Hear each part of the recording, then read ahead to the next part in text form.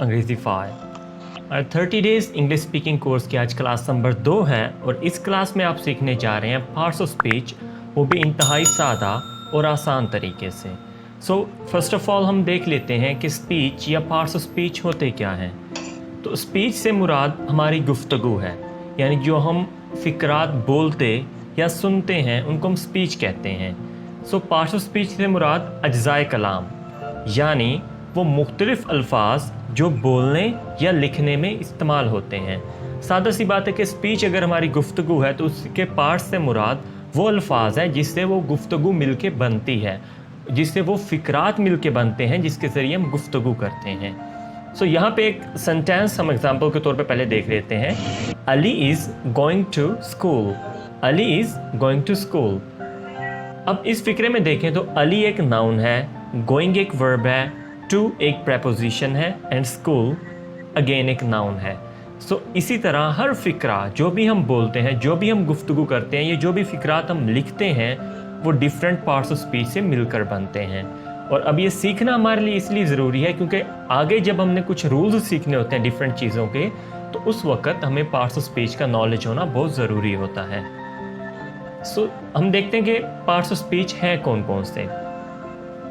Parts of speech में first one है noun यानी इस्म, प्रोनाउन इसमें ज़मीर, वर्ब यानी फ़ेल, एडजेक्टिव इसमें सिफ़त, एडवर्ब मुतल्लिक़ फ़ेल, कंजंक्शन हरूफ अत्फ़, इंटरजेक्शन हर्फ फिजाया एंड प्रेपोजिशन हर्फ जार। सो ये 8 पार्ट्स ऑफ स्पीच हैं जो इस वीडियो में आप क्विकली सीखने जा रहे हैं विद इन 20 मिनट्स। सबसे पहले देखते हैं कि एक नाउन क्या होता है। नाउन यानी इस्म।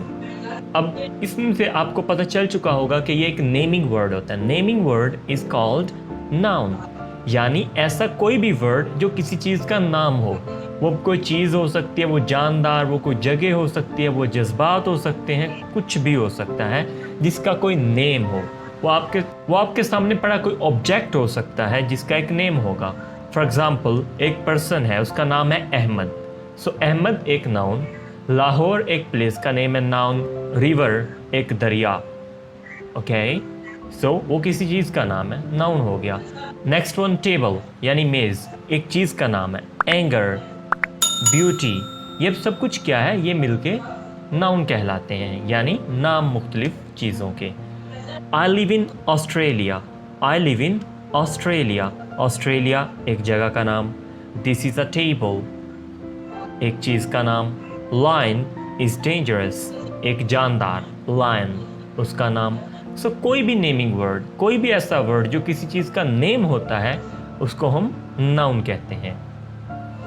नेक्स्ट वन है pronoun, a word used in place of noun to avoid repetition.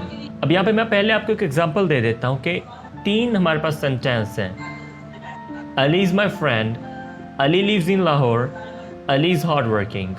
अब इन तीनों सेंटेंसेस में अगर आप नोटिस करें तो हम एक ही बंदे के बारे में बात कर रहे हैं, एक ही पर्सन के बारे में बात कर रहे हैं। सो उनका नेम हम बार बार ले रहे हैं। Ali is my friend, Ali lives in Lahore, Ali is hard working. उनका नेम हमने 3 दफ़ा ले लिया है, यानी हमने नाउन को 3 दफ़ा यूज़ कर लिया एक स्पेसिफिक जो पर्सन है उसके लिए। अगर उसी जगह पे हम अगले 3 फिक्रे देखें तो Ali is my friend, he lives in Lahore, he is hard working. अब यहाँ पे हमने अली को 1 दफ़ा यूज़ किया, लेकिन उसकी जगह पे हमने एक और वर्ड यूज़ किया जो कि है ही। अब ही अली की जगह पे यूज़ हो रहा है, यहाँ ही से मुराद अली ही है, लेकिन अब दोबारा अली लिखने की हमें ज़रूरत नहीं है। सो ऐसा वर्ड जो एक नाउन को रिप्लेस कर ले, जो उसकी जगह पे इस्तेमाल होता हो, उसको प्रोनाउन कहते हैं। Pronouns are I, we, you, he, she, it and they. ये वो प्रोनाउन है जिनको हम यूज़ करते हैं। फर्दर एक टेबल में मैंने आप लोगों के लिए प्रोनाउन और उसके केसेस को भी डिस्कस कर दिया है। सो फर्स्ट वन आई मतलब मैं, पोजेसिव केस माय मेरा, एंड ऑब्जेक्टिव केस मी मुझे। ओके, अब इनके बारे में अगर आपको फ़िलहाल समझ ना आ रही हो तो परेशान होने की कोई बात नहीं है। हम इसके बारे में डिटेल्ड एक वीडियो बनाएंगे जिसमें आपको ये अच्छे तरीके से समझाए जाएंगे। फ़िलहाल आपको स्पोकन इंग्लिश के लिए जितना कुछ चाहिए वो मैं आपको इस वीडियो में बता दूँ। वी हम, आर हमारा, अस हमें, यू तुम, योर तुम्हारा, यू तुम्हें। ही किसके लिए यूज़ करते हैं? जब हम कहते हैं वो, यानी मुज़क्कर के लिए, वो मुज़क्कर। हिज उसका, हिम उसे, शी वो मोनस, हर उसका, हर उसे। ठीक है, तो इसके तीनों, तो इसके जो पोजेसिव एंड ऑब्जेक्टिव केस है वो दोनों का सेम है, हर। इट ये, इट्स इसका, इट इसे, दे वो जमा। जब हम कुछ लोगों की बात करें जो कि एक से ज़्यादा हों, एक से ज़्यादा लोगों की बात करते हुए हमने दे इस्तेमाल करना है। दे वो, देयर उनका, देम उन्हें। सो ये थे प्रोनाउन और उनके केसेस। नेक्स्ट बात करते हैं वर्ब क्या होता है। वर्ब का यूज़ बहुत ज़्यादा होता है हमारे सेंटेंसेस में। ज़ाहिर है जो भी हम सेंटेंस बोलेंगे उसके अंदर 90% सेंटेंसेस में वर्ब ज़रूर होता है। तो a word used to describe an action, state और अकरेंस, मतलब कोई एक्शन यानी काम, स्टेट कोई हालत या अकरेंस किसी चीज़ के वकू पजीर होने के बारे में बताता है, उसको हम वर्ब यानी फेल कहते हैं। जैसे गो जाना, प्ले खेलना। अब वर्ब को दो मेन कैटेगरीज में डिवाइड किया जाता है, एक एक्शन और एक स्टेट ऑफ बीइंग। यहाँ पे मैं अब आपको एक्सप्लेन करता हूँ इन दोनों में डिफरेंसेस क्या है और इनका यूज़ किस तरह से करना है। एक्शन कोई भी काम हो सकता है, जो एक्शन वर्ब होगा वो कोई भी काम को जाहिर करेगा और इसमें हमेशा काम ही को जाहिर किया जाता है। जैसे गो, प्ले, कंप्लीट। इसके सेंटेंसेस भी हम कुछ बना लेते हैं। Ali goes to school, I will play cricket, I have completed my work. अब यहाँ पे गोज, प्ले, कंप्लीटेड ये तीनों क्या है? एक्शन है, कोई काम है। सो उनको जाहिर करने के लिए एक्शन वर्ब होता है। अब एक और तरह का वर्ब होता है जो होता है state of being. State of being verb उसको हम बोलते हैं। उसमें हम बताते हैं किसी चीज़ की हालत, किसी चीज़ का होना, मतलब वो किस सूरत में है, किस हालत में है। इसके लिए जो वर्ड हम यूज़ करते हैं, जो हेल्पिंग वर्ब यूज़ करते हैं, इसके लिए जो हम हेल्पिंग वर्ब यूज़ करते हैं वो है is, am, are, was, were and will be. जैसे I am a student, I am a student, मैं एक तालिब इल्म हूँ, मैं एक तालिब इल्म हूँ। अब यहाँ पे आप एक चीज़ के बारे में बता रहे हैं कि मैं हूँ, ये आपकी स्टेट है। मैं हूँ एक तालिब इल्म, ये आपकी स्टेट है। Ali is a teacher, Ali is a teacher, Ali उस्ताद है। सो अब आप अली की स्टेट बता रहे हैं, अली के बारे में बता रहे हैं, अली इज़ अ टीचर। इसी तरह दे और हेल्दी, दे और हेल्दी वो सेहतमंद है। अब यहाँ पे आप आर हेल्पिंग वर्ब यूज़ करते हुए किसी के बारे में बता रहे हैं कि उसकी स्टेट के बारे में बता रहे हैं कि वो सेहतमंद हैं। इसी तरह weather was pleasant, weather was pleasant, मौसम खुशगवार था। तो यहाँ पे आप वेदर के बारे में बात कर रहे हैं, वेदर की स्टेट बता रहे हैं। You were stunned, you were stunned, तुम हैरान थे, तुम हैरान थे। यहाँ पे आप किसी पर्सन के बारे में, यानी आप उसको बता रहे हैं कि तुम उस वक्त हैरान थे, तो आप उसकी स्टेट के बारे में बात कर रहे हैं। He will be confident, he will be confident. यहाँ पे आप किसी पर्सन के बारे में बात कर रहे हैं कि वो कॉन्फिडेंट होगा, मतलब फ्यूचर में उसकी स्टेट ये होगी। सो ये होते हैं state of being verb. Action verb, state of being verb. Action verb में कोई काम होता है, स्टेट ऑफ बीइंग वर्ब में हम किसी चीज़ की हालत के बारे में बात करते हैं। नेक्स्ट वन है एडजेक्टिव, यानी इसमें सिफ्त। अब एडजेक्टिव से क्या मुराद है कि words that tell us something about noun और प्रोनाउन इज कॉल्ड एडजेक्टिव। जो हमें नाउन या प्रोनाउन के बारे में कुछ बताते हैं। ओके, नाउन और प्रोनाउन हम पहले पढ़ चुके हैं, यानी इस्म और इसमें ज़मीर। अब उसके बारे में हमें कुछ बताया जाता है, जैसे कि फ़लाँ पर्सन जो है वो लंबा है, ये पेन जो है ये ब्लैक है, मेरे पास 10 रुपए हैं। अब ये सब कुछ क्या है कि ये वर्ड्स ऐसे वर्ड हैं जो हमें एक नाउन या प्रोनाउन के बारे में कुछ बता रहे हैं, उसकी कोई क्वालिटी बता रहे हैं, उसके बारे में डिस्क्राइब कर रहे हैं। वो लफ्ज़ जो किसी नाउन या प्रोनाउन के बारे में कुछ बताता है, इसमें सिफ्त कहलाता है। मसलन खसूसियत, मिकदार, तादाद वगैरह। जैसे बिग, बड़ा। अब किसी चीज़ की खसूसियत है कि वो बड़ा है, ब्लैक। किसी चीज़ की खसूसियत है कि वो ब्लैक है।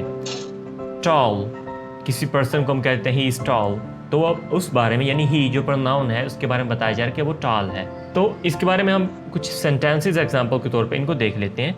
जैसे ही इज़ टॉल, वो लंबा है। अब यहाँ पे ही एक प्रोनाउन है, ही एक प्रोनाउन है और उसके बारे में बताया जा रहा है कि वो टॉल है। यानी ये जो वर्ड टॉल है ये ही के बारे में हमें कुछ बता रहे हैं। ही जो कि एक प्रोनाउन है उसके बारे में हमें कुछ बता रहा है, तो इसको हम कहेंगे कि ये एक एडजेक्टिव है। इसी तरह से I have black pepper, I have black pepper. अब यहाँ पे जो वर्ड ब्लैक है वो पेपर को डिस्क्राइब कर रहा है कि पेपर किस तरह का है। पेपर ब्लैक है, पेपर की क्वालिटी क्या है, ब्लैक है, उसका कलर ब्लैक है। सो उस पेपर के बारे में जो कि एक नाउन है उसके बारे में हमें बताया जा रहा है एक वर्ड को यूज़ करते हुए, ब्लैक, जो कि एडजेक्टिव है। It is very cold outside, बाहर बहुत सर्दी है। ठीक है, अब हमें बाहर के बारे में कुछ बताया जा रहा है कि जो वेदर है यानी बाहर जो वेदर कंडीशन है उसके बारे में कुछ बताया जा रहा है कि वो बहुत कोल्ड है यानी सर्द है। ओके, तो ये एक एडजेक्टिव हो गया। मेरे पास 10 रुपए हैं, I have 10 rupees, I have 10 rupees. So 10 जो कि हमें इस चीज़ की मिकदार के बारे में बता रहा है कि पैसे कितने हैं, 10। तो ये 10 क्या हो गया, एडजेक्टिव।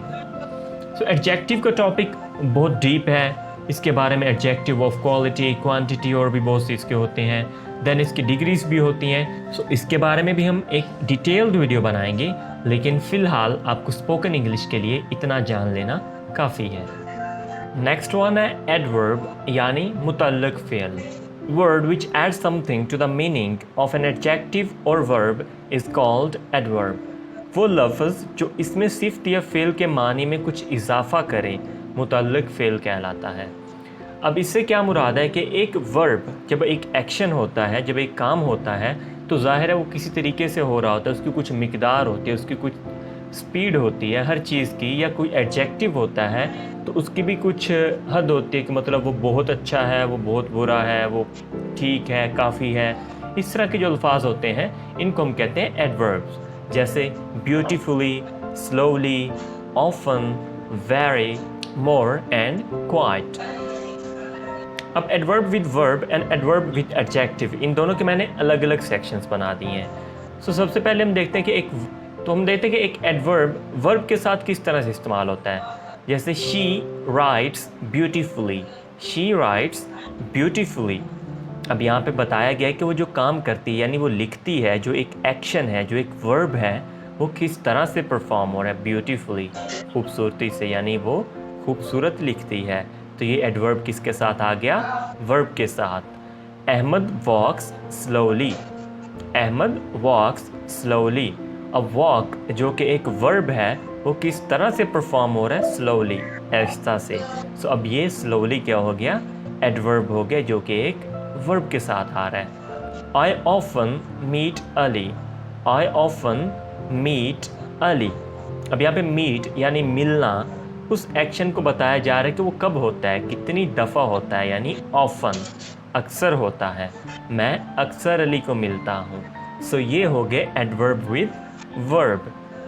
अब हम देखते हैं कि एडवर्ब एडजेक्टिव्स के साथ किस तरह से इस्तेमाल होता है। एक एडजेक्टिव को एक एडवर्ब किस तरह मॉडिफाई करता है। He is very beautiful. अब ही इज़ वेरी ब्यूटीफुल मतलब वो बहुत खूबसूरत है, तो ब्यूटीफुल है हमारा एडजेक्टिव, लेकिन ये जो साथ वर्ड वेरी है ये अब बता रहा है कि वो कितना खूबसूरत है, यानी वो उसकी जो एडजेक्टिव है, उसकी जो क्वालिटी है ब्यूटीफुल, उसको वो मज़ीद डिस्क्राइब कर रहा है, उसके मीनिंग में कुछ ऐड कर रहा है, मतलब वो बहुत खूबसूरत है, तो अब उसके मीनिंग में कुछ ऐड हो चुका है। इसी तरह this book is more interesting, this book is more interesting, यानी ये किताब ज़्यादा दिलचस्प है। अब इंटरेस्टिंग तो क्या है, ये हमारा है एडजेक्टिव, लेकिन मोर उसके मीनिंग में कुछ ऐड कर रहा है कि ये ज़्यादा, यानी किताब ज़्यादा दिलचस्प है, तो यहाँ पे जो मोर होगा वो एडवर्ब होगा। इट इज़ क्वाइट हॉट, ये काफ़ी गर्म है। इट इज़ क्वाइट हॉट, ये काफ़ी गर्म है। सो क्वाइट यानी ये भी एक एडवर्ब है जो एक एडजेक्टिव यानी हॉट को डिस्क्राइब कर रहा है, मॉडिफाई कर रहा है, उसकी मीनिंग में कुछ फर्दर ऐड कर रहा है। सो एडवर्ब से मुराद कोई भी ऐसा वर्ड जो एक एडजेक्टिव या एक वर्ब के मीनिंग में कुछ मज़ीद ऐड कर देता है, उसको मॉडिफाई कर देता है, एडवर्ब कहलाता है। कंजंक्शन क्या होता है? Word which joins together words, phrases और क्लॉजेस, वो लफ्ज़ जो मुख्तलिफ अल्फाज और फ़िक्रात को आपस में मिलाते हैं, कंजंक्शन यानी हर्फ़े अतफ़ कहलाते हैं। Some common conjunctions are and, और, या, बिफोर पहले, बट लेकिन, बिकॉज क्योंकि, इफ़ अगर, टिल जब तक, व्हेन जब। अब ये मैंने आपके सामने कुछ कंजंक्शंस लेके आया। अब मैं ये आपके सामने कुछ कंजंक्शंस लेके आया हूँ, लेकिन कंजंक्शंस इटसेल्फ एक बहुत वास्ट टॉपिक है, तो इस पे भी हम अलग से एक डिटेल्ड वीडियो ज़रूर बनाएंगे। फ़िलहाल हम देखते हैं इसकी कुछ examples. Ali and Asif went to school. यहाँ पे वर्ड एंड, इस पे आप फोकस करें कि ये अली और आसिफ ये दो डिफरेंट वर्ड्स हैं। अली एक अलग वर्ड है, आसिफ एक अलग वर्ड है, लेकिन अब इसके दरमियान एंड आ चुका है जिसने इन दोनों के दरमियान तल्लुक बना दिया, इन दोनों को आपस में मिला दिया है। सो अब अली एंड आसिफ मिलके एक ही वर्ड यानी एक ही सब्जेक्ट बन चुके हैं। सो अली एंड आसिफ, उनको मिलाया किसने है? एंड ने। तो वो एंड हमारा क्या होगा? Conjunction. I like milk but I don't like T. I like milk but I don't like T. अब यहाँ पे इसको अगर आप पार्ट्स में डिवाइड करें तो आई लाइक मिल्क एक अलग क्लास है, आई डोंट लाइक टी ये एक अलग क्लास है, लेकिन उसके दरमियान में बट जो है, बट उसने उनको आपस में मिला दिया है। लेकिन यानी अब ये दोनों फ़िक्रे मिल के भी एक नया फ़िक्रा बना रहे हैं जो कि मुकम्मल मीनिंग भी देता है। मुझे दूध पसंद है लेकिन मैं चाय पसंद नहीं करता। अब ये इन दोनों के दरमियान जिस वर्ड ने लिंक क्रिएट किया है वो है बट, जो कि एक कंजंक्शन है। He is late because he missed the train. He is late because he missed the train. वो देर से है क्योंकि उसकी बस छूट गई। ही इज़ लेट एक अलग बात, ही मिस्ड द ट्रेन ये एक अलग बात है। इनके दरमियान लिंक कौन क्रिएट कर रहा है, इनको आपस में मिला कौन रहा है, हमें किस चीज़ से पता चल रहा है कि ये सारा एक ही फ़िक्रा है? ये वर्ड है बिकॉज, क्योंकि, जिसमें हम एक रीज़न दे रहे हैं कि वो इसलिए लेट है क्योंकि उसकी ट्रेन छूट गई। तो बिकॉज क्या है? तो बिकॉज क्या है? वो एक कंजंक्शन है। नेक्स्ट वन है interjection. Words that express sudden strong emotion are called interjection. वो लफ्ज़ जो खुशी, गमी या हैरानी के मौके पे खुद ब खुद मुंह से निकल जाएं।